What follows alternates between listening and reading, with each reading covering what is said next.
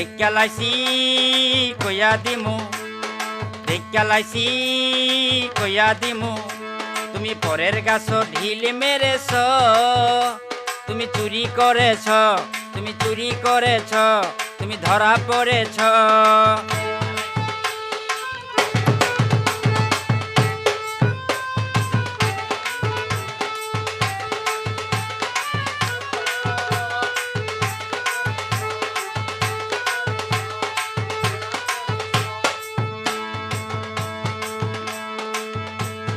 নিজের গাছে ফল থাকিতে কেন অন্যের ফলে লোভ করেছ?